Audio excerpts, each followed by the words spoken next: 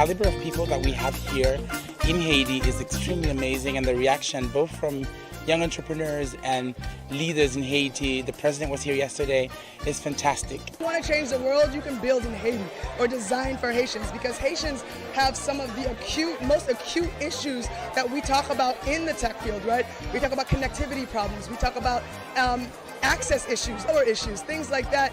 And this is great grounds to get an understanding of how we can make things more safer for folks and how we can understand how women can get opportunities, and then we can spread that across the world. Shine the spotlight that brings people together and gives them the ability to conversate and talk about and understand the culture as well. You know, I've been sitting around talking to people, you know, Haitian people for the last couple of days to understand a bit about them and understand a bit about their culture as well. So yeah, it's a great way to just bring people together and shine a spotlight on, you know, on a great country as well.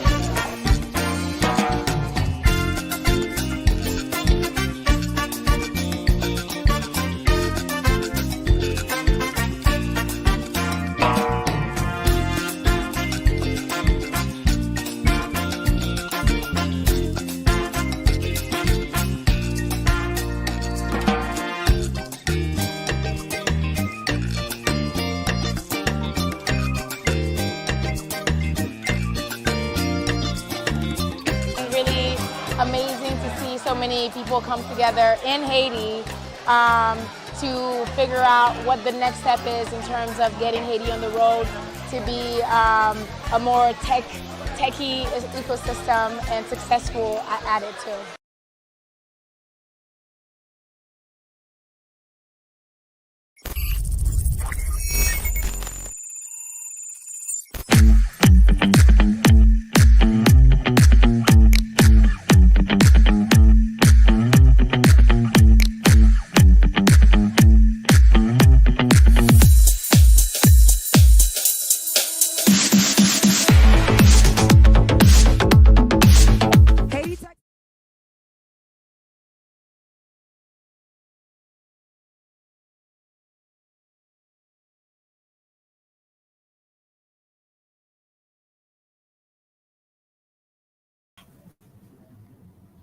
Hello, everyone. Good morning and welcome to another edition of the Haiti Tech Summit Stakeholder Dialogues. It's my pleasure to welcome you all once again. Welcome to this session, the August edition of the Haiti Tech Summit. My name is Daniel Tete, and I'm delighted to serve as your host for this important conversation. Our theme for this month's discussion is grassroots to growth, community-driven innovation for Haiti's sustainable future.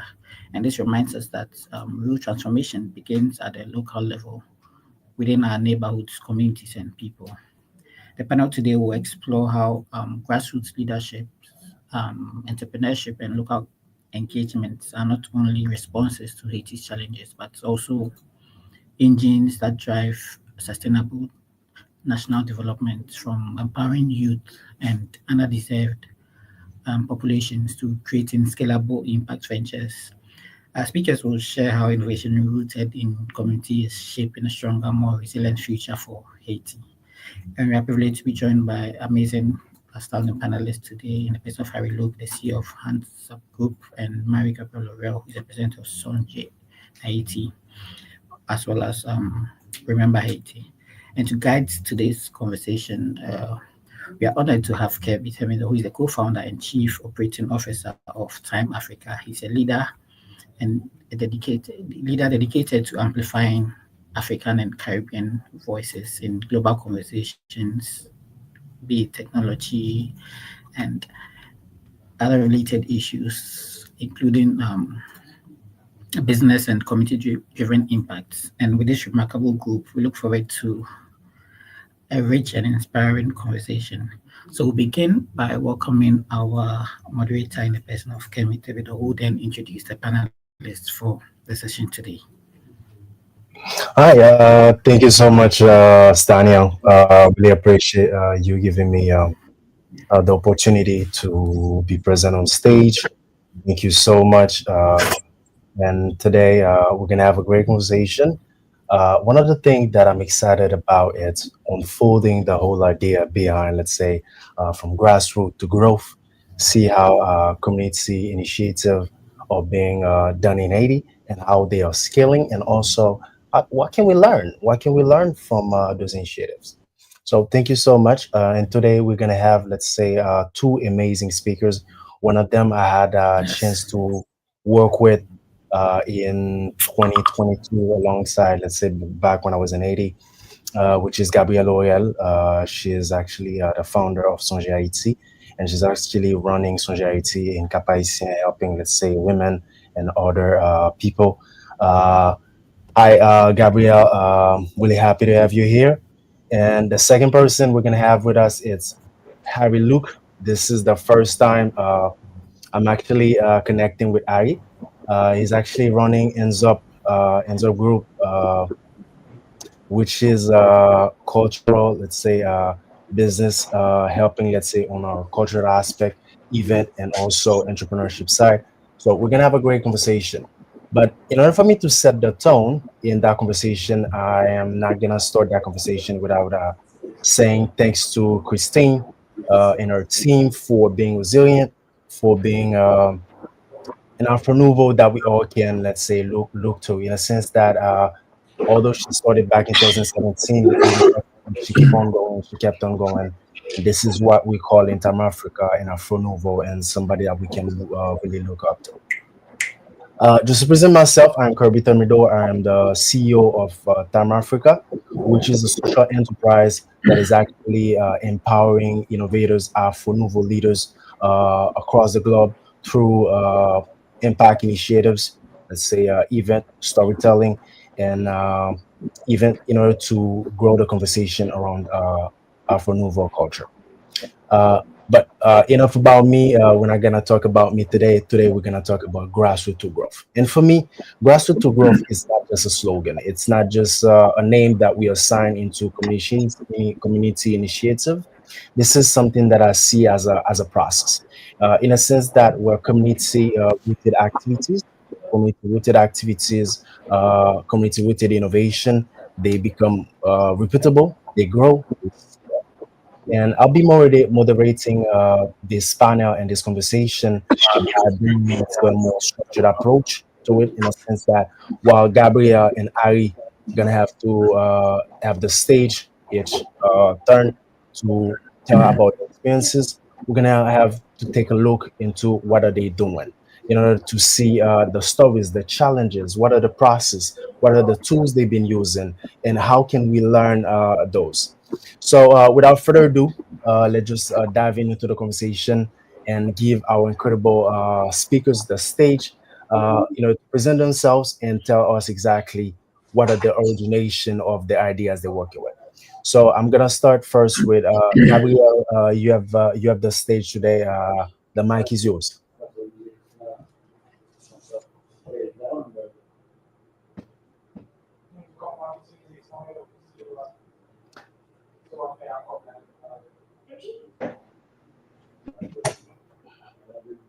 Shana, the Today mic. and it it's on. It's good. You can Can go you ahead. hear me now? I'm not okay. Yeah, this is a pleasure for me to meet you on this platform today, and I would like to say hello to everyone. And I am Gabrielle Laurel. I'm the founder and the CEO of Songe Haiti organization. Songe Haiti organization is an organization I started when I lived in the United States as a moral obligation instead of complaining about what should have done. And I'm the type of person I said, let's be part of the solution. And remember, Haiti used to be the pearl of the Antilles, and like the pearl is on the mud. What can we do if we put ourselves together to scrub it off and give that shine back? And so we can take our place, our dignity in the world.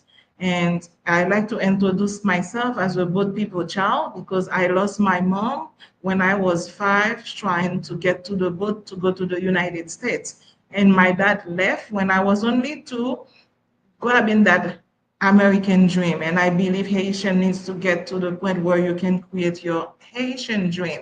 And create Haitian dream is to build the capacity to provide the tools for people to define their own destiny. And our vision is help Haitian help themselves, help Haitian help each other to define their own destiny, to dream again. Like we see most Haitian now, they don't want to be in Haiti to make that place livable. So Songe Haiti has been working in Haiti since 2006 as a non-governmental organization. We are based in Limonade, and we work in 13 communes in the north and northeast. We have two sectors of activities. Our main program is economic development, is under the graduation program called Chime la Vie Meilleure, where we make sure that the community where we serve get out of extreme poverty. And we do focus in agriculture and transformation of the products, agricultural products, and any other products we find in the environment. And we will tell you more about those programs. And we also focus on education. And this is where we started to work with Kelby. And at our school, we have from pre-K all the way to high school, we wanted to promote school entrepreneurship. And I know Kelby would be glad. And out of our school of entrepreneurship, we have a program called One Student, One Trade. And we make sure that from first grade, they started to learn a trade. And as of now, we have a link to the community where parents are growing whatever crops like yuca, sweet potato, whatever, or fruit. And we make sure that we have the capacity for our culinary arts students to transform them into yuca chips and plantain or whatever we find. And, also food juices and stuff like that, we transform all those products. And out of the One Student, One Trade, we also, if you go to the school as of now, students are being paid to make uniforms. So that's the way to create their own livelihood, because we understand not everybody can be doctors or engineers, but if they cannot continue, but they can at least get something that they can provide for themselves. And if they want to pursue their education, they can earn revenue to buy books or whatever they can use to help them achieve the highest dreams. So we make sure also in agriculture, we have a program called Jeunes Haïtiens Jeunes Travail. We do work with Job Power and Sakala, and they have a medicinal farm at the Jardin Combit we have, where 30 students get paid every month. They choose whatever crops they want, medicinal plants they want to produce, and we would be able to transform them into like tea bags that can be sold to you in the diaspora and Haiti. And as far as health promotion, we do a lot of campaign to prevent infectious disease, and we're very involved in the community about, gender-based violence campaigns, so we can live in harmony with one another. And this is basically what Songe Haiti does. And out of all of our program, also we do have a program, education, financial education and financial inclusion through our Village Saving Loan Association. We do have 54 Village Saving Loan Association in 13 communes where locals learn how to save, how to manage their own saving, and they can loan out of their saving. That's a way for them to start new businesses or reinforce current economic activities. Okay, thank you so much. Ari-Luc, the stage is yours now. You can introduce yourself, tell the origin behind Hands Up Group. Thank you. Thank you, Kelby. Nice meeting you. I was very impressed about the presentation from Gabrielle. You guys are doing an amazing job, especially on the north side of Haiti. Really, really congratulations with you and your whole team. And then know that from today, after this, Hands Up is willing to collaborate with you, and then you can reach out whenever. Beautiful. I'm Ari Luke. I do have a bachelor on economy, and I used to work at the bank. I spent like 8 years working at the bank, and then I started working early in my age with an artist very, very, very well known, Bello. Um, and then from there, we start touring all over Haiti. And then Bello won the LFE prize in 2006 in Douala, Cameroon. And I was there. And then by watching it and trying to understand the engagement that the youth are having over there, or wherever that we go, we see that in Haiti, there's a certain things that's really there for certain people, and then not really engaging the youth, and then everything is based in Port-au-Prince, Pétionville, Port-au-Prince. And then I'm like, okay, we have to do something. We can't have a project and then where we're gonna rely only in people living in Port-au-Prince that's gonna move forward with what we have in mind. And then from there, we decided to create Hands Up Group, which is uh, a company that's an event, logistic event, but willing to do events not only in Port-au-Prince but everywhere around Haiti. And at the same level of logistics that we're doing in Pétionville, we could do the same level of logistics in Jérémy or in Saint-Marc or in Croix-des-Bouquets, but basically with people that live there, with people that has interest there. And I always say myself that I'm a social entrepreneur because we do promoting social change through the arts in general, like whatever the kids that really have feelings for, whatever that they feel like doing, and then how we can introduce them to what we're doing, do workshops with them, engage them in the community to make sure that we don't need to come up to flew from Port-au-Prince to Cap Haitians with an engineer, to leave Port-au-Prince with the lighting engineers or with a VJ or with a, how can we empower them locally when we have to do our projects logistic wise? It's not that big in our budget because sometimes you have financement, sometimes you don't have none. So you have to keep moving forward. And then that's when we did create this big project called Caravan de la Francophonie with Bello, BIC, Jean-Jean was well, three big names in the Haitian community where we've been touring from Port-au-Prince to Léogane to Jacmel to Jérémy to Lekai, and then go meet the kids in the school in the morning, talk to them, let them feel like these artists that you see on TV, these artists that you like, they like people like you, and they were there too in school as you. And if they make it, you can make it. And then from there, we started to create a national networking where we know that we have a group of kids, a group of young leaders in every community that we can keep empowered, we can keep coaching, and then we can lead them to make sure that they understand that tomorrow is for them, but tomorrow is not going to come by itself. They need to create that tomorrow. And then they need to really put themselves together to understand the assignment, knowing that what we dreaming of has to come from us, by us, and for us. 100%. And then we we've been doing a lot. So maybe with the questions that I will have to answer. The last thing we did is like creating a class for at least 170, 180 really young Haitians all over Haiti online. We did event planning class for them where we know that not only they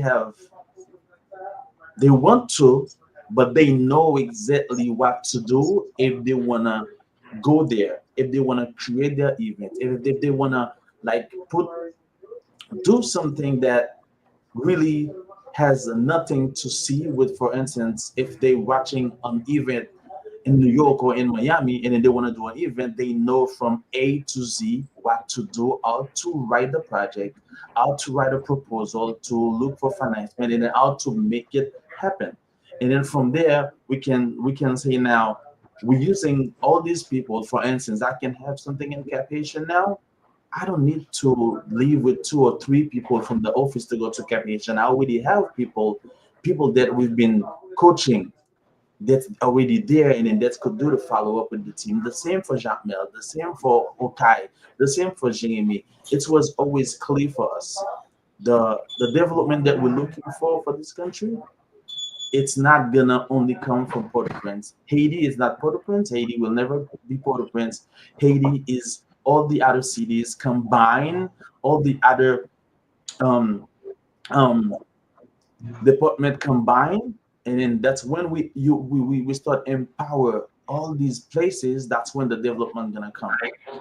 So Hands Up Group is all about that. We all about event logistics, and we all about really empowering the the younger generation, and then they have to know. And then we always tell them that the next generation rely on them, and then they have a responsibility with us to know, to learn, to engage to the community. Because the more engagement we have, and then the more we will be ready to face whatever is coming so we could move forward as a country, as a nation. Beautiful to say. I'm definitely inspired by either what Sonjaiti is doing in Cap Haitien, what you're doing across multiple cities, or even let's say how they call them in Haiti, chef lieu, either Jacques Mel, Cap Haitien, or the departments in Haiti. So this is very inspiring in a sense that you're helping them. To, let's say the youth. On the other side, Sonjarity is working with women, is also working with school children, let's say helping them, let's say, force entrepreneurship mindset. Now, my first question in moderating this, I want to bring a little bit more, let's say, uh, purpose into what you guys started to do. In a sense that the first question will address what inspired you. I know from Sonja IT perspective, she talked about her mom, she talked about her personal experiences. Now, if we go back into, because everybody could have, let's say, the same situation, right? Everybody could be uh, let's say, grew up in Cap Haitien and moved to the US, or even, let's say, coordinating an artist, or even be the manager for an artist, but they're not translating this type of initiative into an organization that is actually doing impact work. Now, not only what inspired you, but how did you guys validate the problem that you guys wanted to solve into translating that into an organization? Whichever want to go first, I can go first with Ari, and then we're gonna go back to Gabriel. It's for me. It was always. I was born in Semak. Semak is like less than 2 hours away from Port-au-Prince. I was born in Semak, raised. I left Semak when I was 15 to continue my high school in Port-au-Prince, Pétionville, and I was always passionate about arts, like event entertainment, but I always be part of the community because Saint is little. Whatever's going on, we always engage. I used to be a scout, a scout boy. I made part of my basketball team of my own town, soccer team of my own town. So since I was little, I was always engaged in the community. And then wherever I go, whatever that I see that's okay, I wish I could bring that back to my own town. So whatever that I'm telling you right now that we've been doing elsewhere, not only in Semak, but in Semak, we created this festival called Festival Music Semak. And then the main idea was create a structure where we can identify the young artists at an early age, and then give them the support that they need to move forward, give them a platform. And then from this platform, bringing all the main medias from Port-au-Prince to Semak to see what they're doing, what we have, what they can provide right now. And then right now, from the time that we create this festival, we have 2 or 3 main artists that's like really well known here in the HMI, in the Haitian music industry, and then they from Samark, and then they pass through that. This is a way to tell you, I understand that not only me, the crew, we understood like early that the more you empower the youth, the more you be there for them, the more you create platform to let them really see their capacity, to let them engage more in their community, because it's a festival at first that's been funded by the people that are in some of the businessmen, the local people that really have see the country like Saint Mark is not Port-au-Prince, but we're not gonna let Saint Mark arrive in a situation where you say that right after it's Cap Haitian and then it's like Kai, but people in Saint Mark when they talk, they're so proud to let you know that they're from Saint Mark. But while they proud, what can we do to empower this future, this new generations? And we are in culture, and then what else that we could do? Even if I'm doing that at event, and then what else is doing is working with education. So who else is doing, who's doing some other stuff for them, and then where we could put all our efforts together, combine it to make it happen. And then for me, it was always a challenge because dealing with your own personal issues, dealing with family issues, and then dealing with because it's not now things are worse. Things was always bad in Haiti. Kidnapping was always there. Moving forward, like from leaving Port-au-Prince to go to Saint Mark, it was always. It's when you get to Saint Mark, you know that you get to Saint Mark safe. It was always a challenge movement by creating all that. Quadruple that's like really that bad right now. We did this festival in Quadruple called Festival Village La, the same place where you see now it's getting worse now, and then we had to stop it. So the click for me was yes, I'm moving forward in my life, but what can I do? What can we do to be there for them? What can we do? And then this is a calling. And then since then we've been doing it, we've been there, and then we always think every day. And then between you and I, if we didn't have this level to understand it early, it would have been a problem for me right now. Because right now, people, we can't move really. You in Port-au-Prince, you're in Port-au-Prince. If for me to go in Cap Haitian right now, I need to get over on helicopter to get to Cap Haitian, and then it's not that cheap. So moving forward, moving around Haiti right now, it was always a challenge. Right now, it's more challenging. And then this is for me, it was a calling. Not only moving forward with my own goal, but be there for them, not only in Saint Mark, but all around Go Naive, all around wherever that we could help, wherever we could support a project. And then that's when we create this workshop for event planning.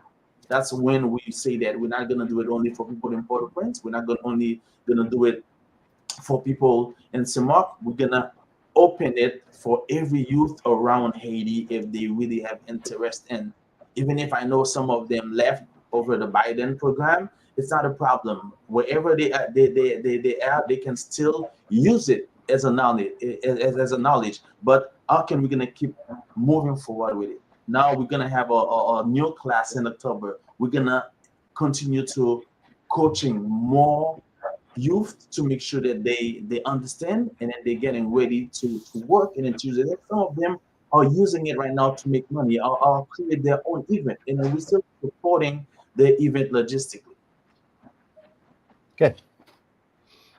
Gabrielle, it's your turn.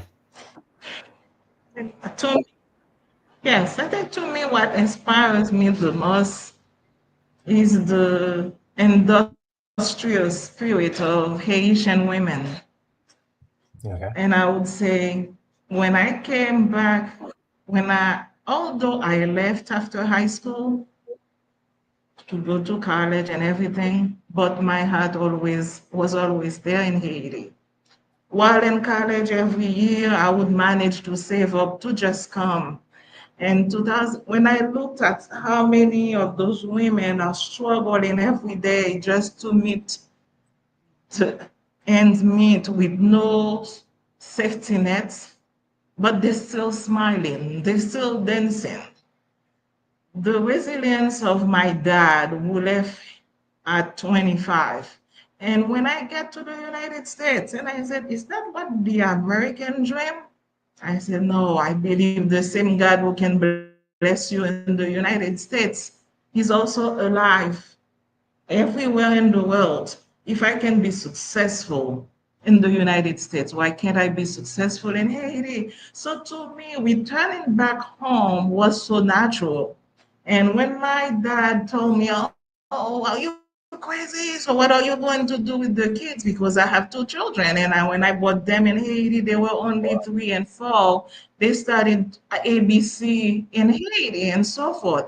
And this is one of the things I like. People say you're crazy, but maybe people who are passionate like us, Harry, maybe we're crazy, Kirby, because we don't want anyone to dictate. This is a calling for us, and I could not resist. And when I look to the eyes of anyone struggling, men, women, or young or people or kids dying of malnutrition, I said it could have been me. There's nothing that really differentiates me except that my dad and my mom paid the ultimate price. I am where I am today. Say, and if my dad was not that provider, I would be on the street just like any other ones. And I would not have an education. So that's why when I decided that I need to use Songe Haiti to uplift the spirit, to build confidence for people to get out of that situation, to help mobilize the tools and the resources so they can create the place they can continue to thrive and live in Haiti with pride and dignity. Because that I always believe that I cannot feel good if my neighbor is dying. They cannot even eat. The kids are dying of malnutrition and they don't have, the basic to survive. This is, how can you be human and the plight of your neighbors doesn't move you a bit? So that was really, to me, these little things inspire me to do what we do in Haiti, in all those communes. And hopefully, if God bless us with more resources, we would like to go further.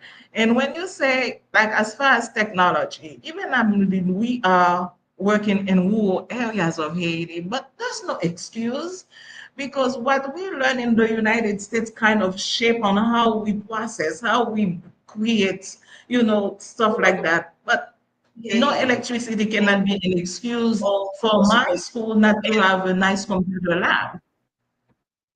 Yeah, um, that's really Portable wonderful. water, those are basic fundamental human rights. Yeah, I want to stop you right there because I know we have a lot of conversation So and that's why at touching, the school we have. because I know we're touching on technologies. We Okay. are moving. Let's say I don't want us to go too much. I know there's a lot to talk about, but now let me ask you guys a question. Let's say Harold mentioned, let's say it was a calling for him, knowing that what's happening in his life, it's not only sufficient in the sense that he has a calling to make an impact. That's what inspired him.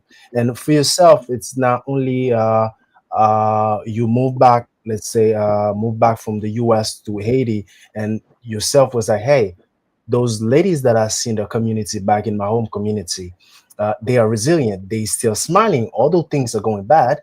But now you guys touch base, let's say, on the reality of Haiti.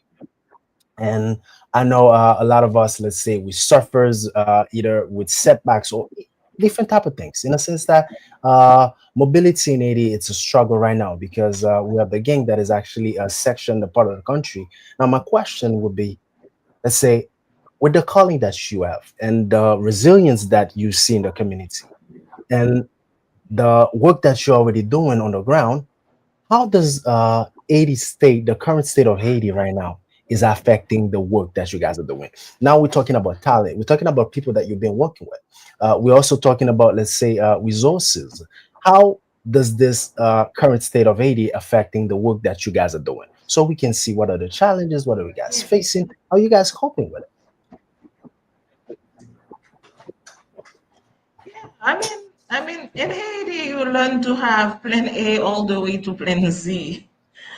And you got to be flexible. You imagine, like last year, although we had budget for X amount of kids at our communities, and boom, there were so many from Port-au-Prince, and we even had 3 new students from Paco in April. Then we have to welcome. Like for this year, we just registered another 23 from Port-au-Prince, and I had to help my friend with an orphanage in Delmas to move to Cape Haitian. It's not easy. It's a lot of stress and so forth. But they didn't call us to be there. We chose to be there. So we have to assume our responsibilities. So we and to uplift those communities with dignity, with dignity. And I always say, even if I cannot save the world, I can save a village, I can save a life, maybe I can save Haiti through my sacrifices and contribution. And it is not easy, and things are getting worse and worse. But I also see hope. When I look through the eyes of the young kids, young people we work in, who, when I first met, they were looking at me like this. Now they can ask Madame Gabi, can we have a talk? Can we have a conversation? They asking the big question, that sense of pride that make them stand straight as human. That really, those are things that are priceless. Whatever we do, I don't think to me it's a sacrifice because it's natural. This is what I do. This is what I love doing and so forth. Yeah, it's not easy. There are things you miss and there are things you would like to do. But when you get your feet on the ground, you be by those people. You don't try to come with that complex. I'm from the diaspora. I know it all and so forth. You learn so much more from them than what you perceive at knowing you know it all. So that humility, that sense of responsibility, and then the sense of sharing, the transparency in the work into our action, that kind of motivate people to do more because we do a lot of combit. We do combit subjumu, and then with that combit subjumu, we have jardin combit, and we have people sitting together. And you have a lot of youth now, they see whatever you do, you can inspire them. Stop thinking out of the box. Okay, we don't have potato in the north, but we have yuca, we have sweet potato. Why cannot we use the same things you do, the mandolin, the slicer, to make it look sexy and try what I learned in the state? It's all about packaging, and you can increase the value of your products and market and to sell. And you see many of the youth are doing that. I mean, just giving them idea to transform their lives, the environment, to me has no price.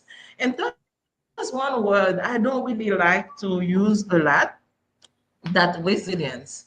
I think people, to me, it's a fancy world, the development world comes up with and so forth to responsibilize overnight.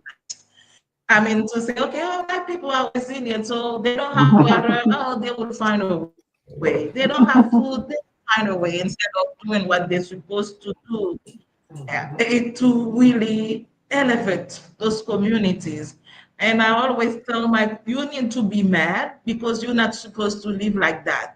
To me, that resilience is like a rubber band. I'm pulling one side and the other is pulling the other side. We need to get to that level where you cut down, that Great, you yeah. cut it and you One. stand on your own, because we cannot rely, like I'm as an NGO, on donation all the time to survive. Look what's going on with USAID, and you go back to ground zero. You know what I mean? Oh, what do I do and everything? So you have to be intentional about what you do in the community if you want them to get out of extreme poverty. If you want them to stay instead of going to the Dominican Republic, we find household where the mom is not there because they have to put for someone in Cape Haitian. Why? Because they can't even provide for the kids, but at least they know if they pay them like 5,000 goods a month, they can at least send food for them to stay. And that gives me the reason I said, like, I mean, before we got the school entrepreneurship and keeping the students busy and the community, the young single mothers busy, we used to have at least four girls like 14 to, I mean, 12 to 14 pregnant every year. It's been 4 years. We haven't had any cases of, unwanted pregnancy. Those are the indicators we need that help us to keep on going. Although it is bad, but Haiti is not everything you see on TV. I see people are striving. Like in the North, we have the very first Youth Congress on August 14 that really assembled more than 1,000 youth. Growing up, you used to be l'église, l'école, la caille. That's not the same youth we have. We Thanks for have that. youth now that is organized. They sit together, they asking the hard question. I think those are platforms we cannot neglect. We need to get into those platforms and sit with them, listen. And sometimes you get overwhelmed. They invite you. They want you to speak. They want you to share. You cannot be everywhere. Sometimes you say no, but you have to filter also to say because at least I can say something that inspire one that would change the trajectory. And when you say the Biden also, I think they do everything for us to stop dreaming, to live in despair. And I know I would not say someone not to go, but getting all the resources of a country cannot be a recipe for good governance. And the way they make it, they create that environment where you only can hate Haiti. While Haiti has so much resources that we can tap into to transform lives, to really develop the country, we need different leadership. We need different mindset. The mentality must change and have people in charge who are truly 1,000% Haitian. Because as of now, it seems like we have leaders that are not even Haitian, and we have to start at the grassroots. That's why when you have school, you make sure that you teach them about the rights as citizens and put them in front of situation where they can take responsibility. And I can tell you, we have literacy program, and for a year ago, a woman who came to our literacy class, we don't teach them only how to read and write and do basic math, but we teach them also about the civic duties. You have to do that function. You have to work in the mind. And we show them what is a court order. If they come to our SU, this is what should be, and we show them simple. And she was at home one day, and the two policemen came to say, okay, we here for you, we're going to arrest you and so forth. That woman who did not know how to read or write her name 6 months ago, what do you think she said? She said, can I see the court order? They put her nickname in the area. They didn't know her real name. And then when they got her ID, they said, okay, this is not my name. You're not here for me. And they had to go back. Imagine that poor woman. If 6 months ago, she was not involved in the literacy class, we didn't teach her what is a court order, what is her rights as a citizen, this is what is supposed to, she would be in jail still. So those are the things, like when you're in a community, you're working with them, you have to work to influence those changes, and you have to be intentional. And that's basically what we try to do in every little detail. We go into the details, and the detail, that's what gives you the greater answers. Beautiful. Yeah, yeah.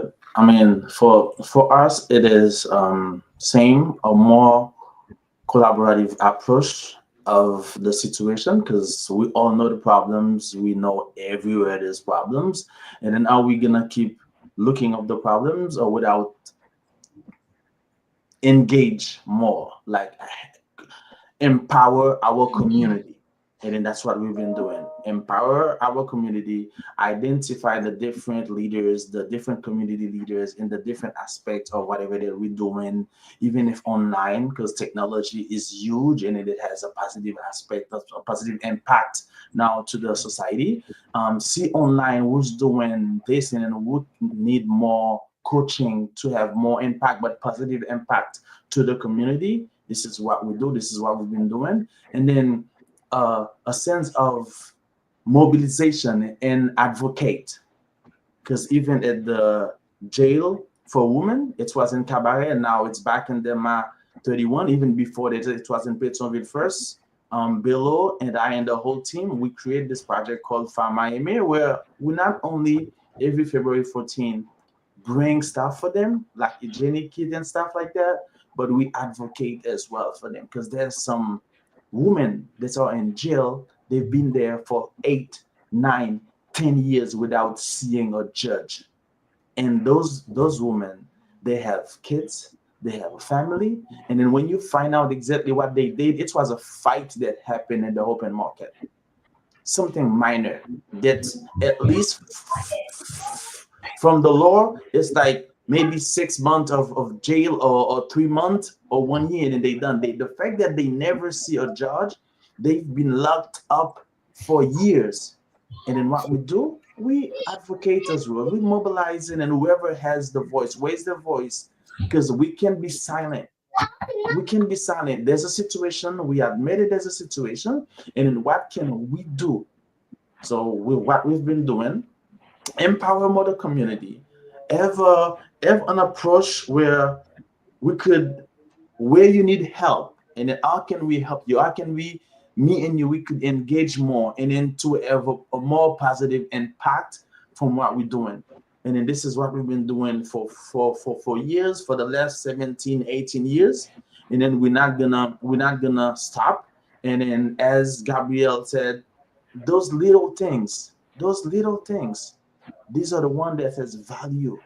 And then where you're gonna have to identify some new leaders in the community that's gonna have a long term impact to the community. And then this is what we are for, and then this is what we believe. The more we empower them, the more result that we will have in the future.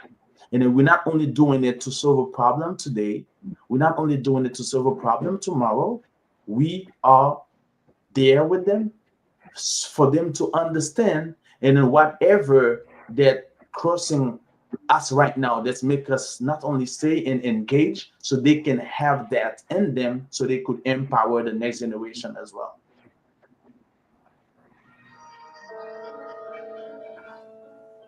All right, beautiful. Let's say I heard Gabriel was talking about Combit, let's say Jardin Combit and all that. We got one comment in the section from Luino, that is actually the founder of Combit. He asked like, qui ça qui kembe nou ensemble, qui ça bien-être collectif là? I want to address that question first. Let's say either one of you, qui m'a dit, qui ça qui lié nous, qui kembe nous ensemble, et qui ça bien-être collectif là est pour chacun nous. Qui ça n'a cherché, qui ça vision est pour Haïti. Ça qui est bien ensemble, bien-être collectif là, c'est même j'en dire parce que on pas bien si ou même ou pas bien. C'est pour dire problème. Yo te kon di nan Guinée, moi-même di nan Guinée, depuis nan Guinée, nèg reme nèg. Because if we didn't get along, we would not sit at Boacaima in 1791, August 17, to get us to 1804. So those are those stereotypes we need to get. What our Bennett Collective is to understand each other, be empathetic, work in each other's shoes to know what, understand the struggle, celebrate with them, not just cry, and support each other. Be the backbone. Sometimes you feel like, and even, I mean, in a collective, like we doing things like here and there, we do not communicate with each other. We got to be transparent and so forth, like the trust to build. And this is basically what we do at the community when we do commit. First thing we meet them like we don't know anything to do the diagnostic. Take the time to listen and understand instead of coming and imposing because I know I have the money. I mean I have that connection, so I can open doors that cannot open. You don't know anything until you know that come with no and then listen and understand and teach them the values, the basic principles, how to work together, how to understand, how to respect each other, how to be transparent, be accountable. I mean, those are the basic principles we need, and to see how to manage your relationship, how to share what you have. Know that we're here for a purpose, and then if we do not get together to transform our environment, and you can see what happened, no one is safe. Just no one is safe. So we will die together if we do not fight as community. make that place livable for all. I think that's what we need to understand, that being a collective, I cannot be I just don't understand. You driving, dust all over the place that doesn't tell you anything about the potholes. I think we need to uplift our conscience as a nation. We need to turn and ask forgiveness. And even the way we are treating our ancestors, the people who died for us, we never take the time to say, pardon, Adesaline, the way he died, we don't even know where he really was buried. And at the entrance of our school, we do have Kapwala. They said that was, you should see. I can send to you, Kelby, where Kapwala, no memorial whatsoever. So you can come as Haitian just to meditate, to really see where you, because if you don't know where you come from, you really don't know where you're going to. So those are the type of things we need to say, hey, hold on, let's step back, let's reflect as a community, let's put ourselves together, bring whatever we have to see how we can get out of the situation. Don't expect the savior will come from abroad to transform our lives. So they don't know what we need. We do know what we need. We do know what we miss. And it's up to us to strategize, to listen, to understand, to plan, to organize, and to evaluate, to assess what we're doing, where we have failed, and see how we can correct our course of action so we can continue to grow and make that place livable for each and every one of us. We know, I don't know if I answer you, but I know Luke has some So yes, answers, but that's where I. me, I'll be really short. Thanks for the questions. And then, pour moi, bien-être collectif là, it's basic. It's education for all, giving us the same opportunity to make it since day one. Say health is being able for the parents, especially to provide really for the kids, give them the opportunity, create create an environment where people could be free to do what they have to do. It's give us the same opportunity at first, and then from there we will choose, we will move forward from our own path, from our own way, but at least give us the opportunity where we know that there won't be no more muna wo muna ba muna deyo, but we know that it's a country, and then we have a responsibility to making sure that we do the life of the citizens better. Okay. Yeah. Now, Yes. as let I me wrap said it up. we are. Go ahead. Go ahead. Go ahead. Go ahead. Go ahead. Go ahead. If we're looking at the Bennett Collective, we are each our borders keepers. We have to watch for and one another And one another. because we are True. one. We are one. True. And as the mantra of it is like l'union fait la force, united in union is the force. It's like that's our main mantra for Haiti. Now, if we move forward, let me wrap it up into what you guys been discussed so far, so I can make sure that everybody that just joined now can follow. We're talking about grassroots to growth, and both Gabriel and Ari, they working on a community initiative, and they've mentioned so far what inspired them is their calling. On the other side, we got Gabriel that also mentioned that there is the work that the women are doing back in his community based on the resilience, the way they approach things, the way they keep moving afterward.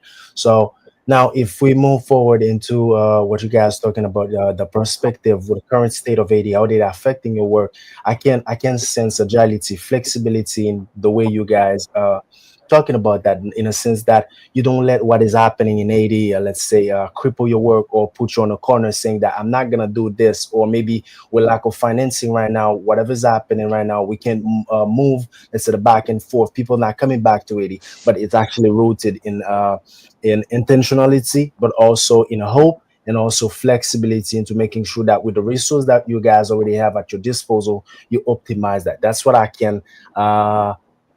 heard so far. So now, if we move a little bit further, now you guys mentioned all that. Now, if I have to ask you guys a question, what are the what is the most impactful? We're gonna make that very short. What is the most impactful initiative you've led, both in society and in the group, and why? Me, the most impactful think the project we've led so far is seeing that us as a company that's really have a lot of engagement socially in Haiti, and then even the situation's getting harder, we still repeating our projects. It's not only one or two, but it's being able to engage some early age leader and then to make them really engage in the different projects and then for them to have their own project. Why now they are a leader in their community. We can say that we have a network in Haiti that is not didn't even exist 15 or 16 years ago. And then now, if you have a project right now, KB, and you tell me that you want Haiti to really the youth to really know about it right now and then to really engage and then to mobilize behind it, you give me only today or tomorrow, you're good to go. You're good to go. So being able to identify at an early age people that really engage and then have concern to their community and then to willing to work with you while at distance and then that can have a positive impact to their community, for us it's huge. It's huge because we created that and then we let them feel like what we are doing with them it's for them, and then they're not there to work for us, they're working for themselves as well in the different type of project that we have. And then that's why, because some of our projects, the Farm Miami project, it's been there for like 16 years, 17 years, and then people are still involved, and then the youngest generations are involved in it. Some other projects that we have, they are still leading by young leaders. Even if we're not there, we at distance, for instance, we try to support, we try to find the financement, but they happening because they there, they engage. For us, it means a lot. If we sat down back then, 17 years ago, 18 years ago, we didn't involve in our community. We didn't understood that we have to be there for them and then to make sure that they engage in what we were doing to teach them, we wouldn't have what we have right now. And in the resilience, the word that Gabrielle don't really like that they use, and then this is, I understand, and then you're right, but sometimes you could see the involvement, and it's like they don't really, it's not they don't care. They know it's hard. They know the situation is hard. And then sometimes it's like, when you have a problem when you were kids, and then you know that when your mom come, you're gonna tell that to your mom. And then even if she's not gonna do no follow-up, but only sharing with your mom, you already feel better because she knows exactly what happened. And then those youth right now, they don't have no one as far as the government to trust in and to believe in. And then when they agree to and understand that they the one responsible, they the one that has to create and engage more in the community. This is our job to keep empower them, to keep being there for them, and then to create workshop, to create people like Gabrielle that's really engaged, and then to work, we know, to work with them for whatever they have in their mind, so they could at least make it happen to empower more and then to engage more youth um, for the future. And in Haiti, that we are all dreaming, it will happen. The not only the safety, but the development that we are looking for, it will happen with them. And then this is their job. And in us, this is why we not only proud, but we understand that our engagement right now, it has a price, and then this price we paid it because now we could say that they are there, and then we're gonna continue to empower more, and then they are already empower some more youth and then to move forward. But with you, Gabriel, very short answer. Okay. It seems like we started around the same time, Harry. So we've been doing that since 2006. And I can say the most impactful project for us is our graduation program and also education, the school. At the education program, we have students that we sponsor through college, and they are now working for us. And they are leaders in their own right. And they are paying forward to the others. And we have students actually, I was going to Jamaica, they dress me. They make a nice stop for me because now they can make money. We have students now, years ago, we used to go to several seamstresses to make uniforms. We don't have to do that anymore. They make that at home and they get paid. And you should see the discipline that is being developed. It's not about they know they come on time because and they're trying. It's like a competition. Who can make more uniforms so they can make more money? So that sense of the leadership and then the live together, the harmony, and they're not fighting against each other. They know they can all go, they can all make money. That compete spirit. The other impactful grassroots project really for me is the 18 months graduation program. Women wouldn't even have a birth certificate. And when you go to the community, because you know the poors in Haiti are invisible, the leaders would not even tell you this is Timari live in that house because she had a shack. She didn't have a home. But now, 2 years after 5 years, she said, Madam Gabi, I do have her name. I said, what does that mean? They say they call me Madam Jocelyn because they come to me now and knock at my door at 6 a.m. in the morning. They want to buy from me. So even after graduation, they continue to thrive. So these are things that keep me going, that gives me joy. And you have women, they could not, like women who didn't even know anything about technology. You teach them how to make soap, detergent. You teach them how to make cosmetic products, single mothers, 18 to 35. And you see them now, they have TikTok accounts selling the products. They know how to go to do the labels. They have to do, and to make the product sexy and get the marketing skills to attract people. That makes me happy. I think it's worth working with those people. And I say that we don't really need charity. To me, charity is a band-aid. Haiti needs more entrepreneurs, people who can work with, you have the skill sets to get out there and create the place. So that's basically those type of work, and some of them for the Village Saving Loan Association. Once you have no birth certificate, there's no way even at the Caisse Populaire you can have a loan. But those people now, they said, where did you find that thing? I have land now. I buy land because of the Village Saving Loan Association. And they believe it's their own bank because they come up with the laws, they manage that and everything. They make the rules and they feel empowered. So those are the things, grassroots activities, the Jardin Combit.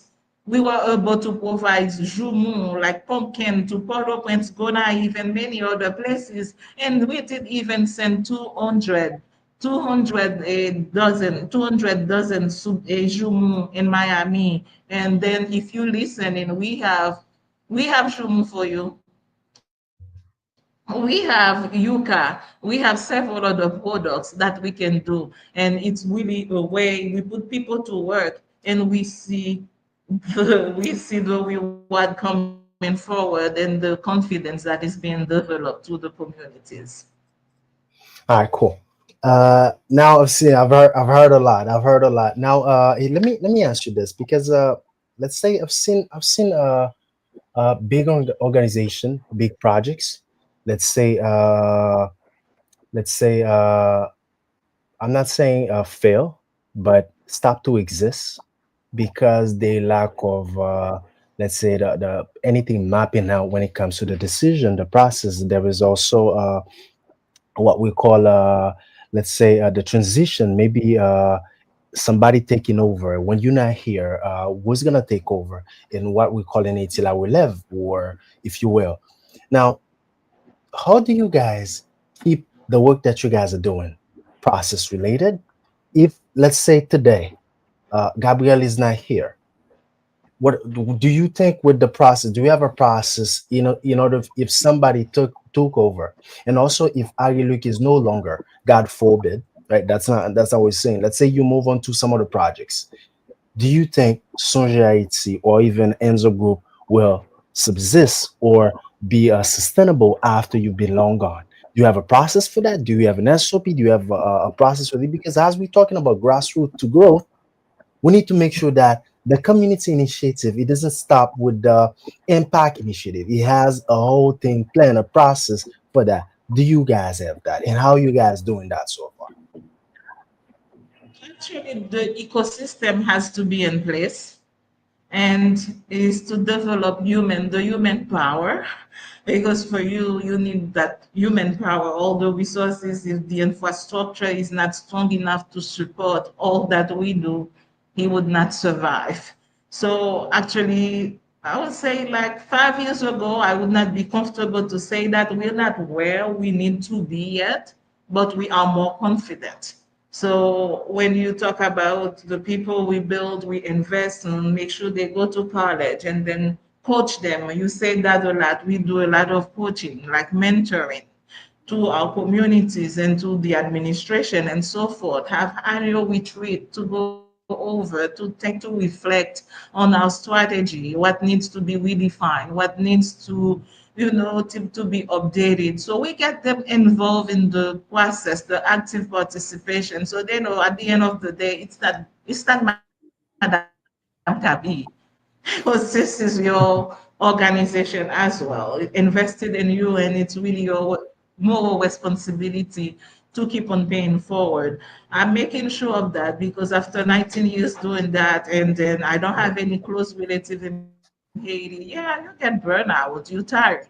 But now I can travel and be away for 2 months, and I know my finance unit is working, my M&E, the school has its own administration, and then the compete unit, like they doing whatever it is. So you get to the point. I think that's what make a good leader is to step back and let them flourish. You don't have to be in the front line, although sometimes they want to push you, they want it to be you, but sometimes you just act like you don't understand, you're not talking to me. So that's really what I use. So to stay in the back and let them get the glory, because I know I won't be there for long and I need to do other exciting to keep my life excited. That's good. Yes. Yeah, I really. Um, this is one of the main idea at first.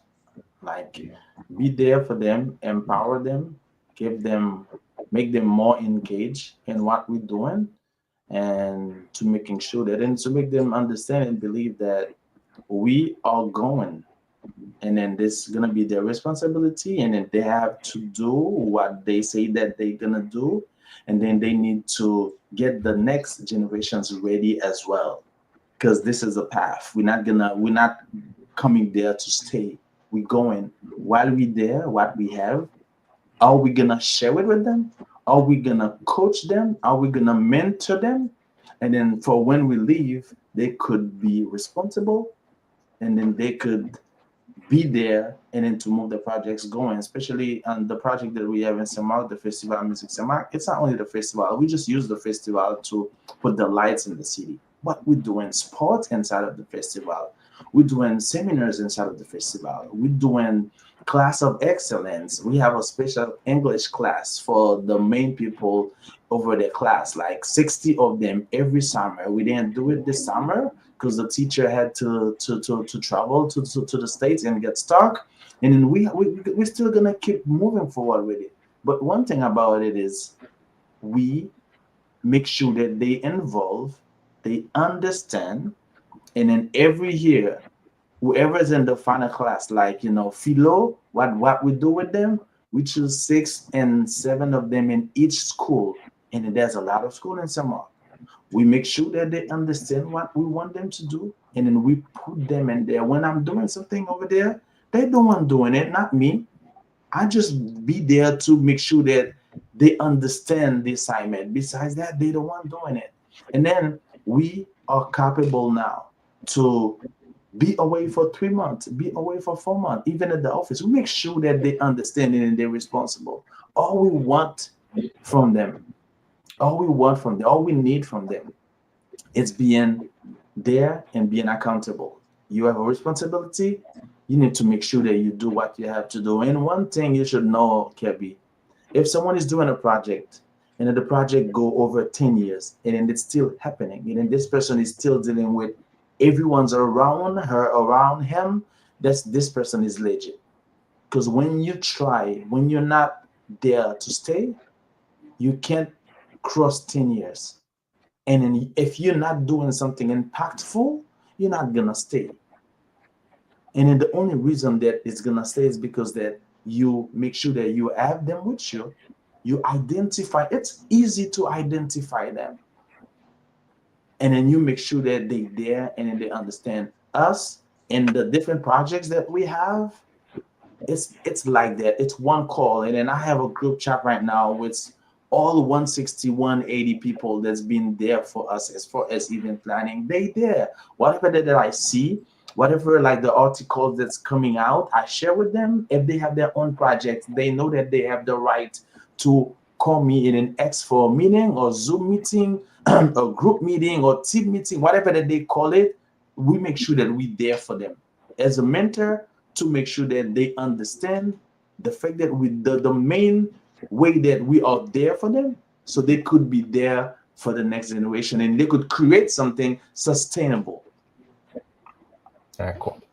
That's very beautiful. Let's say if I could know things that I've learned, let's say both you and Gabriel put a lot of on aspect on mentoring in a sense that you guys make sure that you mentor the successor for those companies. There was somebody that can actually, if you guys are not here, they can actually support all the activities through mentorship, to probably things that you have written already. There is a process for the way you guys decide, make decision, and you also put emphasize on the aspect of being here, the experience part of it, in a sense that as you guys been here for a long time, you had the chance, let's say, not only to make sure that people are involved, people understand what you guys are doing, but also they understand the goals and they're ready, in a sense that they're accountable. They know exactly what they're supposed to do in case you're not here. And this is very, very, very key for community innovation projects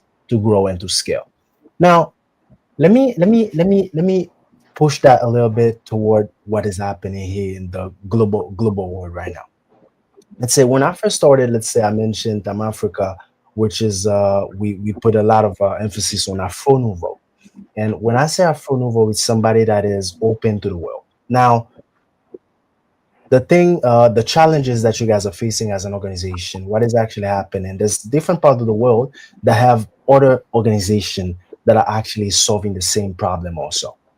Not only solving the same problem, meaning that you guys can learn from them and they can learn also from you. There is a community, just like you mentioned, there's Cameroon, there is Nigeria, there is Ghana, there is Kenya, there is so many other countries. Now, if we move, let's say, from 80 borders, and we look first, let's take a look first at the US diaspora, because we're more connected to the US.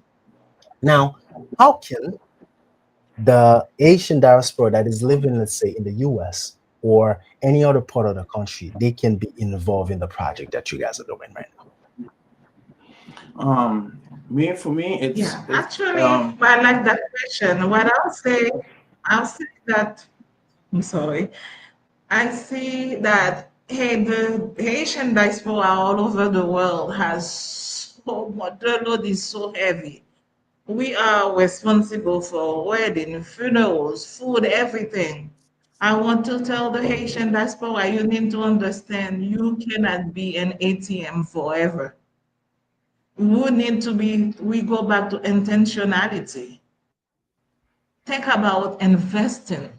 And when you go, as you say, to Africa, the Caribbean, I mean, a lot of big development are being done by the diaspora. I mean, we need to be organized and then try to influence whoever, I mean, who those youth network, I mean, are empowered to protect your investment. Because but we need to find ways to benefit your family. That's one thing we're doing, and we need people to help. We have a lot of young agronomists graduated. Our office is right across the University of the Ash. And you graduate because you don't have a job, you just stay there and being, sorry, whining, like the country does not offer you anything. So what we did, we piloting that with Conquest Job Power in Sakala. Do you have 1 hectare of land? We put them to work. So we need people like $2,000 per associate. We piloting with 10. They have to have 1 hectare of land, parents sitting there not doing anything, and then we going to work with you. We provide seed fund if you need a well, if you need a pump, if you need some, whatever other supplies, and we provide technical assistance, then you get to work. You have a year to work, and once for harvest, you provide a percentage like 30% back to Sanjay Haiti, so we can continue to empower more young people like you, young agronomists, and we work with young men and women. Those are the type of things. They cannot come and ask you for $100 and you just send that money like this. You got to be intentional about your investment, even if it's your brother. I know if it's adult, those are old and so forth, they cannot work. I understand that. But if they are young, just let them propose. Let them use technology to their advantage. A lot of young people who has no people in the diaspora, what do? They buy, they put them online, and they sell. And your parents have a lot of land in Haiti. What can they do? Production, agribusiness, whatever it might be. Boss try to say, come up with that accountability. I'm going to invest 100. That's an example. This is what I need by next year. And that's the way you can help. I need more investment because I think charity destroys dignity. If you can help us, empower us to reach out to more youth, that would be tremendous. And I believe that the diaspora can contribute so much. And then we also you can be in the state, not everybody can come. Our school, we do have internet, Starlink. You can provide capacity building training online. You can also some supplies, equipment that we may need. So we have our plant, we want the solar cold room. We don't have the funding for that, but no, we're gonna have that. Maybe that's something you can invest in, or if you have the technical expertise to help set it up, you have the plant packaging plant in the north. We don't have that. And this is the highest cost to do any production when it comes to food supplies. You can help with that to bake the tea, to bake the chips, to bake the concentrate, the juice, and so forth. Those are the type. We're not asking for donation to keep on putting bandage. We're asking for investment to get people out of that situation. Thank you. Adding to what you just say, Gabrielle, is to making sure that they identify the organizations that's really doing an impactful job in Haiti. And back in the days, the diaspora were more focused on where they came from. So now with what's happening on TikTok on social media right now, they're more aware of what's going on, and then they can feel more comfortable not only to give, but sometimes we could use the words to invest or to do a Yes. type of try out with these organizations because you feel like what they're doing. And then with technology right now, with what they know, with their capacity, they can do some mentorship program because there's the internet, and then there's a way to have a group of youth and then to be there for them to teach them because they do need that. Because what we should know, as you mentioned, Gabrielle, they need to stop being an ATM machine. And then they have their own struggle. They have their own struggle. And then sometimes they forget themselves totally to not only be there for themselves, for the family where they are, and to be there for the family here in Haiti. Like, enterrement c'est mon yo, mariage c'est mon yo, l'école c'est mon yo. We need to stop that and then to see how we gonna invest not only gave, because me, I am not for that. Give money, they go for me. I am not for that. I am more in the process of what can we do together? How can we identify really who's down there, who's doing a job that we know that has an impact to the community? Because if you're not there, we can't thank for them. We can't come up with the solutions while we're not on the field. We need to be there to understand, to dealing with the problems, to know exactly we identify it, and then what do we need to come up with a solution. And then from there, we will know that it's what we need. And then from what we need, how you can get with us to invest, and then what your return on investment would be. Some of them could say, me, as far as the school is going, as far as the kids is keep going to school, I'm okay with it.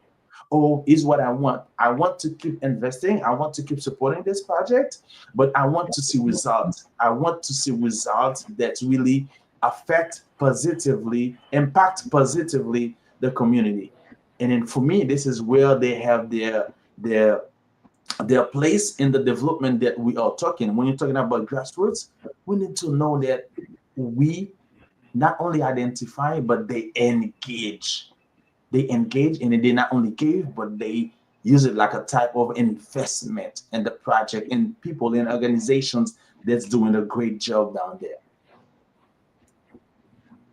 And also, I can add, I know we don't have a lot of time. Access to market is a challenge for us as well. Sometimes if we do in production, you can't really find market. Maybe you're connected with the, market in the Caribbean, the Bahamas, in the state in business. If you can help with that to export some of our products to get more revenues to support ourselves, that would be huge as well. And one final things I would like to say about the diaspora, our generation, we still feel committed to continue to help, to send money to our parents, our friends, and so forth. But our kids have no connection, really.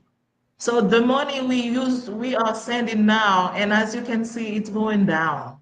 So, and we cannot ask our children to carry that load for us. So that's why we need to think, if you really love Haiti, think of ways you're spending your money in Haiti.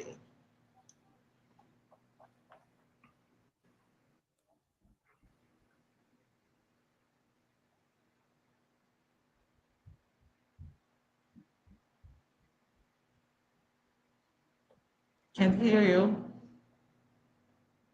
Can't hear you, Kelby.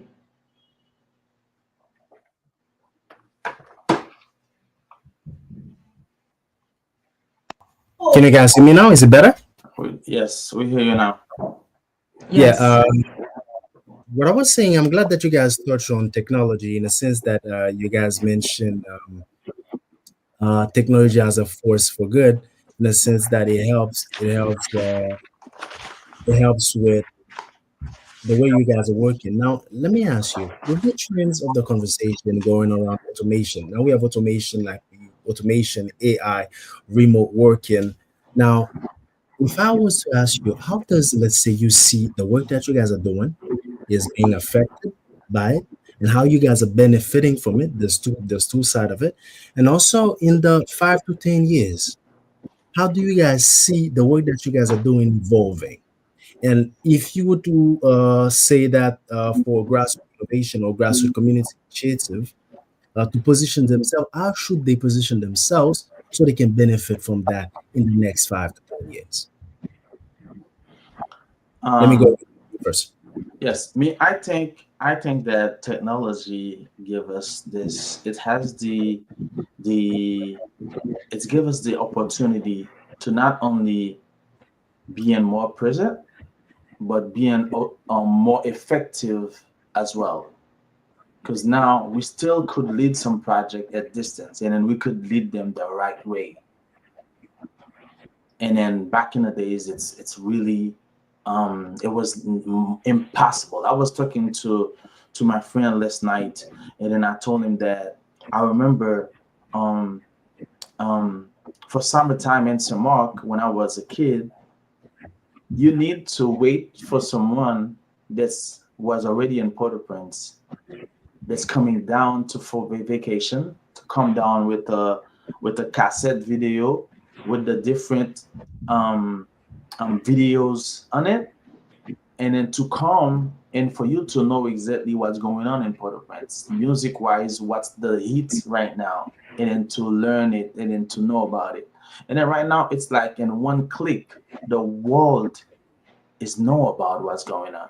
So technology is really has its place right now today in our daily activities, and then we need to make sure that we use it the right way, and then and whatever that we're doing as far as impacting the youth and then engage them in the community, we need to make sure that it's always as Gabrielle mentioned earlier with this lady that's now putting her things on TikTok and then promoting her products and stuff like that. It's give you a right market that we didn't have at first. And then now we need to know with AI, it's the beginning. And then in 5, 10 years, you will see the difference. And then how we gonna get ready to really not left out with this big movement? Because right now we still in a train to catching up with this technology with internet. Some places that doesn't even have access to it, and then now you are ready with AI, and then AI, it's moving so fast. It's moving so fast right now. How it's gonna affect what we are doing today? All I can say me is to learn more about it, learn some more, and then making sure that your team that's really doing your daily activities, they know, and then they teach themselves, they keep learning, and then to be ready for the change. Because when the change come, we need to make sure that we don't left out from this change. All right, cool. Glad that you're back, Okay, Gabriel. talking about technology. Talking about technology, Starlink kicked me out. I'm sorry. I do apologize. And I'll be short.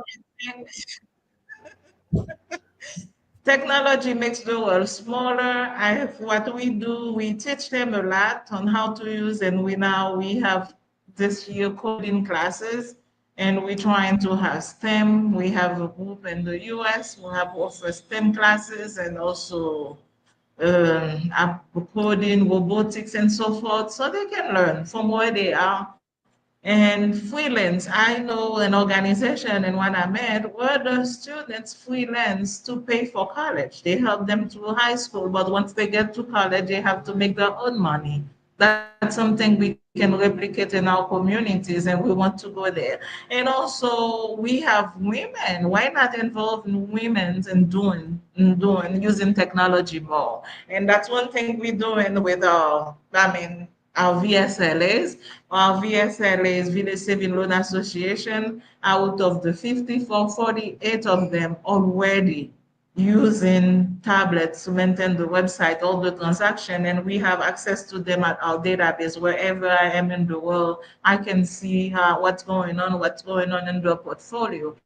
Actually, we need to really develop that mindset everywhere, and also teach the youth to use technology to the advantages, because we spend too much time on TikTok and then talking things that we would not even make money about it. I mean, so those are the type of things, even when we talking to them and we say, why you spend, how many hours you spend on, on social media? What have you learned? What have you learned from Khan Academy? What have you learned from YouTube? Those are is to shift, the way they use technology can be good, but depending on how they use it can be detrimental to them. So we make sure we talk to them about that, and have even women in our communities start to use that, using WhatsApp more for the group, and see the benefit of that. And we pray that, although the biggest challenge is not everybody has reliable access as we wish, now that you have the cost, maybe we can have good from the diaspora, maybe invest, we need more competition.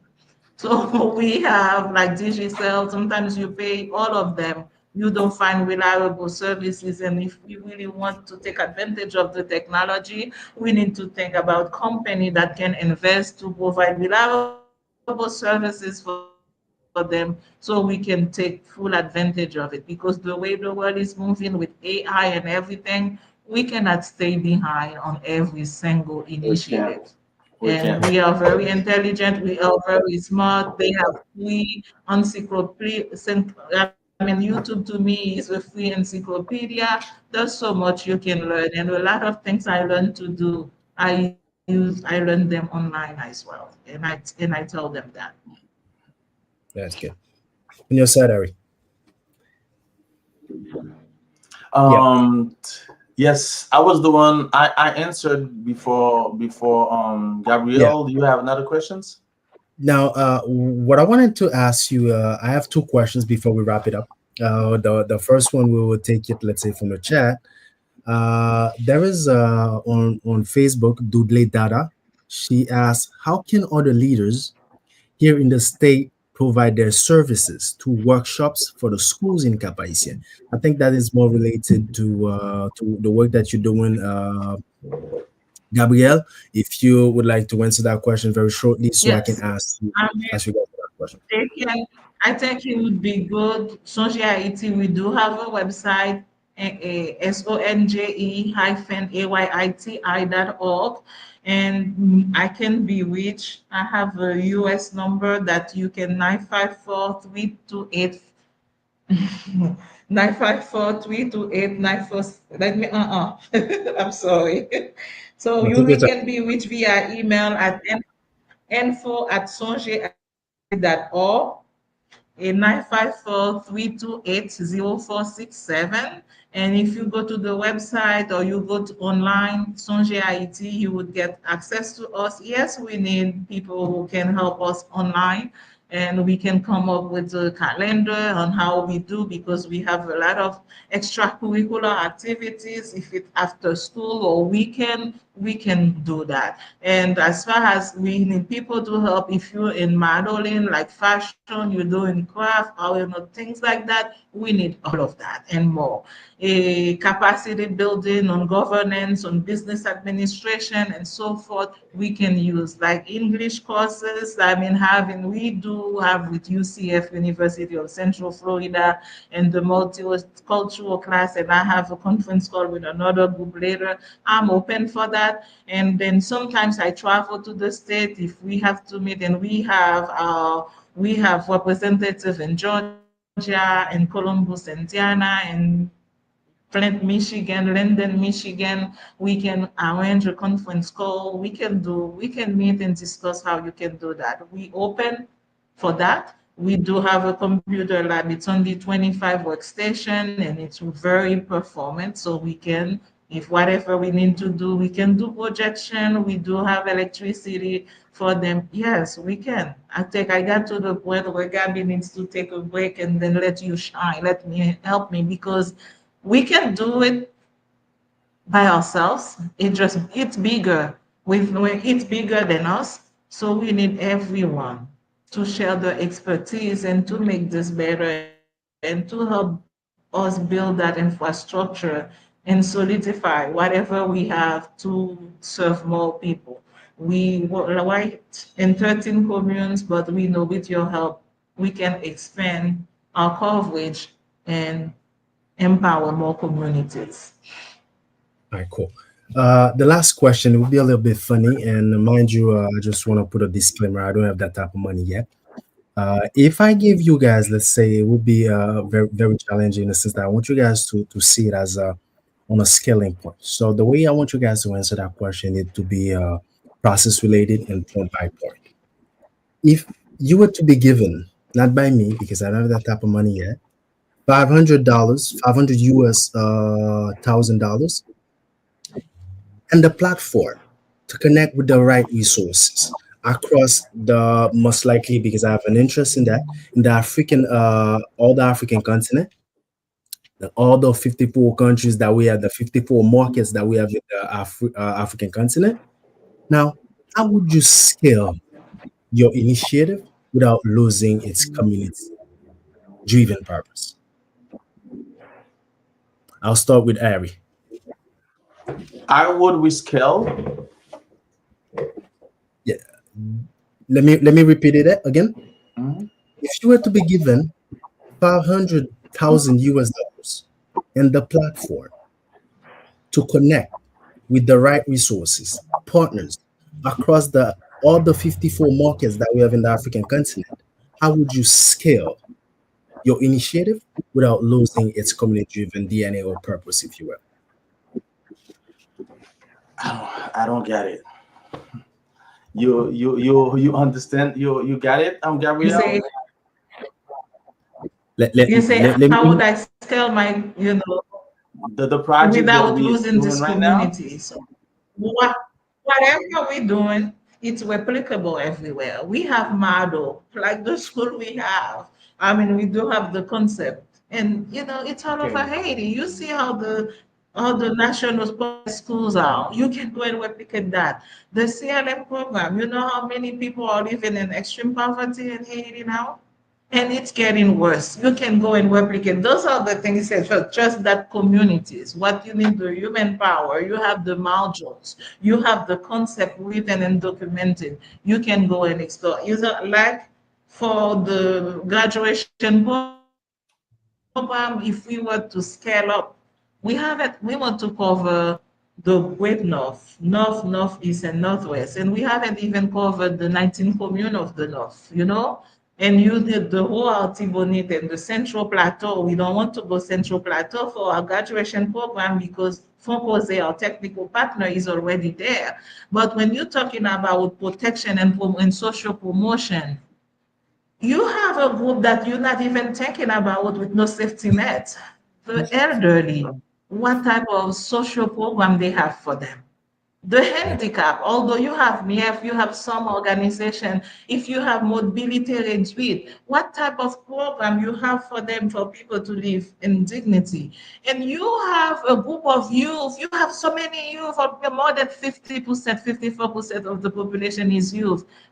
I guess some de loisir, those kids need some out there. You spend money and so forth. There's no such thing. Those are mental things that the youth needs and to keep them away from gangs. So I mean, as far as 500,000 is not even enough.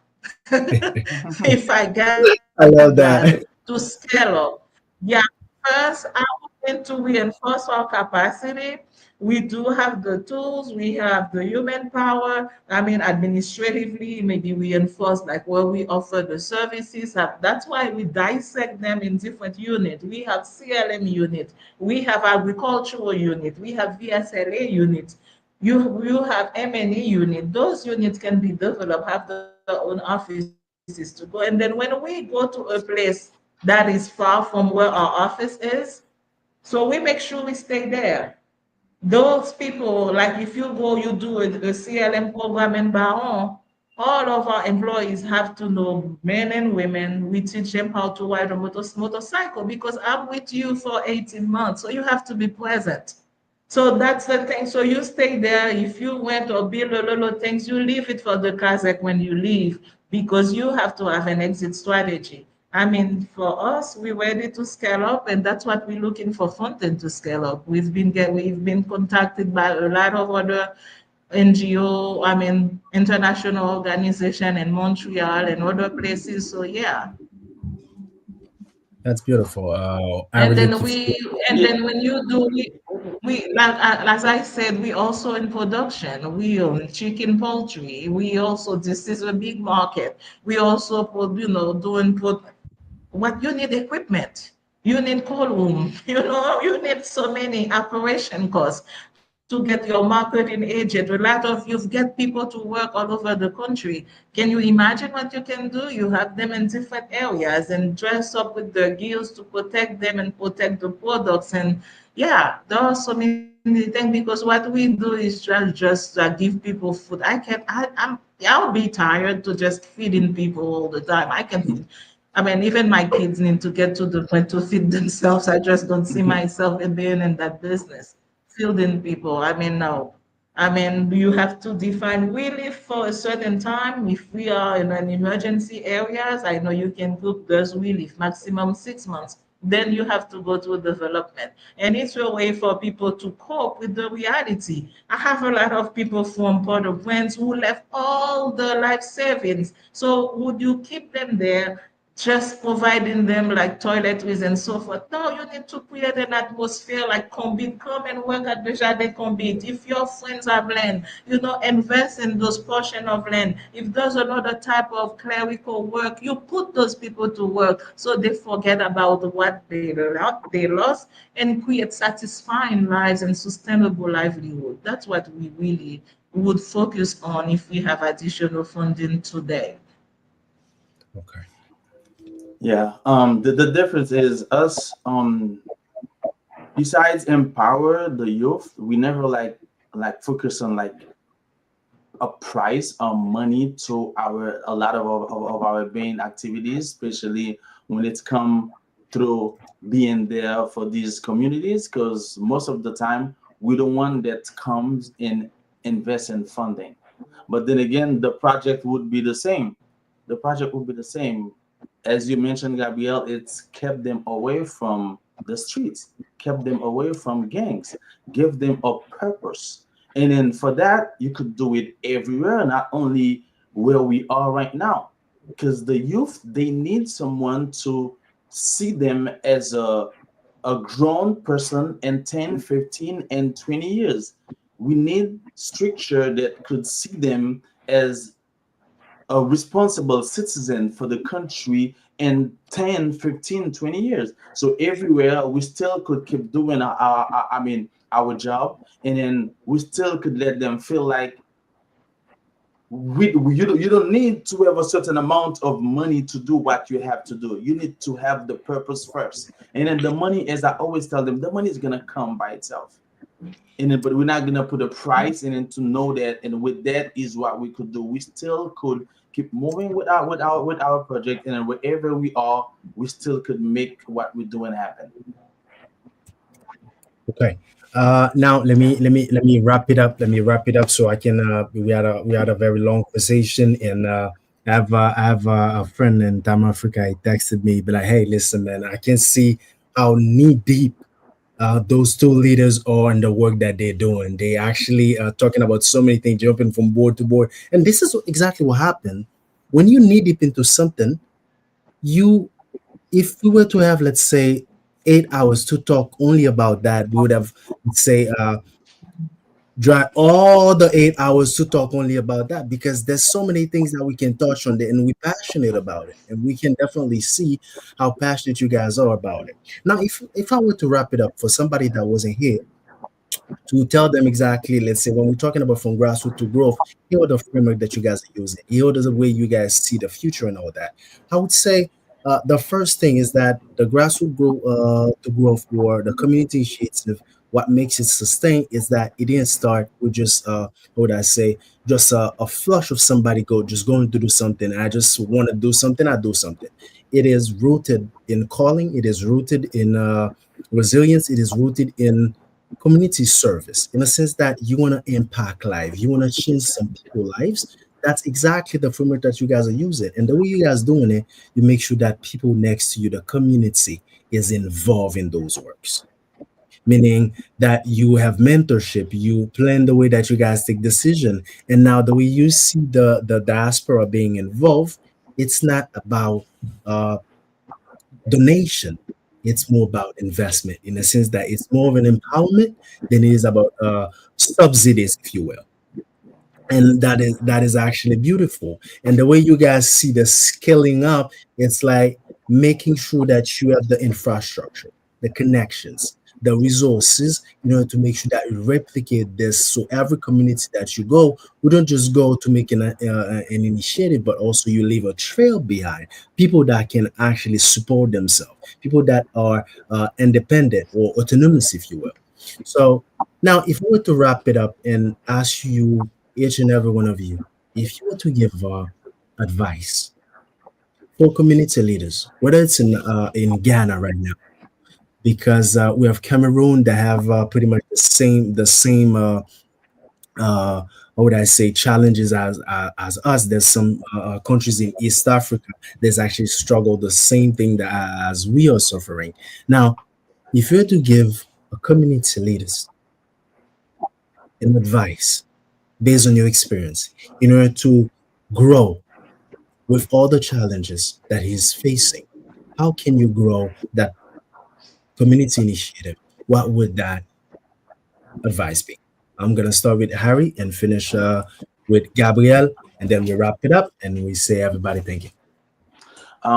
What I will tell them now is you identify your field, you identify exactly what you in what sector that you want to help, and then you put all of you in it, and then you making sure that you're not only doing it for a while, you're doing it to stay, you're doing it to impact the community, and then you're doing it to empower the community, and then you're doing it for the future. And then it's something that you need to tell yourself every day.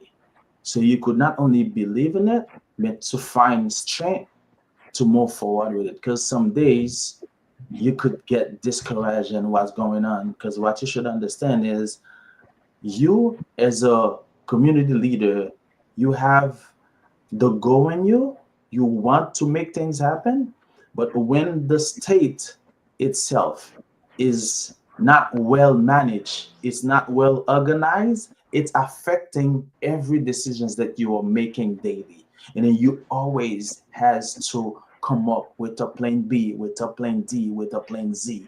And then you have to really commit it to this cause and then to move forward with it. So you need to feel it, and then you need to empower more people around you. When you facing these type of problems, these types of situations, you know that you're not by yourself, but it's a team that moving forward with what we agreed to do. Good. Gabriel. Okay, I would say that as a community leaders, you know what you signed for is to serve and to make a difference and to impact lives. Do what you are called to do. No excuse. Leave a legacy that everyone will dream to be just you. Be that person who lives with integrity, honesty, transparency, inspire the youth. Do something, leave your imprint so that you know you impacted the world, you impacted your community, you leave something that the next generation can build on. Just do serve with your heart, give it your best. The challenges will always be there, but when you do your inventory every night, yeah, yes, be proud of yourself. Pat yourself in the back. Yes, I did my part. At the end of the day, you cannot change the world, but you change your community. What to say to all that? I don't think I have much to add on to that. Those are beautiful statements. And let me finish this by saying thank you to everybody, and thank you so much, Christine, for creating that type of platform. And again, let's say if I'm closing the conversation, I'm saying that hey, grassroots to growth, it's not just a fluff. It is something that is rooted in commitment. It is something that is rooted in connecting with other people in a sense that you're exploring how can you grow not only people around you, but connect with other people that has the resources that you probably don't have, but also gifting them with the resources that you already have. So thank you so much, Gabrielle, for your time. Thank you so much, Harry Luke, for your time. And thank you everybody for watching. We had Gabrielle from Songe Haiti, Harry Luke from Enzo Group, and me, Kirby, from Time Africa, and our Nouveau. And thank you so much, guys. Thank you. Thank you, thank you. It was a pleasure. Thank you, Luke. All right. Je t'en Thank you prie. so much. Thank you so much, Harry, Gabriel, and Kebby. It was a wonderful conversation following backstage, and really thank you Et for your Kirby time. et moi, share It my was really phone amazing number on conversation. the chat. hopefully the thought leadership as well. we Yeah, still. And everyone that shared their we did comment post it on the yeah. as well. Sorry, I Yeah, you have to posted your go. I have contact in the another chat. meeting at home. Thank you. I hope that we stay in touch, Harry. All right, I will. Kirby, I will. do you I'm still gonna have save your your number same now. one? Yeah, sure. Stania, if you Okay, can so I move both of us us back are on because WhatsApp. we can take it back. All right. Move. Okay, thank you. Thank you, Daniel. Bye bye. I have another meeting All right. at 11, just 8 minutes. I got to go. Thank you. Bye. Okay. So that was an amazing conversation. I mean, the passion and the insights that they shared was truly amazing, and we're really thankful for their time with us today. You all agree with me that was an amazing session. We're thankful to all the speakers that came on today, including Harry and Gabriel. So thank you to our panelists, Harry Luke and Mary Gabriel Oriol, for sharing such inspiring perspective on how grassroots leadership, youth empowerment, and community-driven entrepreneurship are shaping Haiti's sustainable future. Also, a very big thank you, a special one to our moderator, Kirby Temelo, for guiding this conversation with such great insights. Through his thoughtful questions, he helped us see clearly how grassroots engagement, when combined with innovation and collaboration, can foster national transformation. And as we round up the session for today, we want to leave you with carrying forward these lessons that by investing in communities, amplifying local voices, and harnessing grassroots energy, we can build a stronger and more sustainable Haiti. So, on behalf of the Haiti Tech Summit, I want to say thank you for being part of this dialogue today. And let's continue working together to turn grassroots movement into lasting national growth. Thank you all so much, and do enjoy the rest of your day. We'll come your way next month for the September edition of this Haiti Tech Summit Stakeholder Dialogues. Remember, this is meant to galvanize the Haitian community towards a much more prosperous future. So we discuss various topics that could help drive Haiti forward. Thank you all so much, and do enjoy the rest of your day.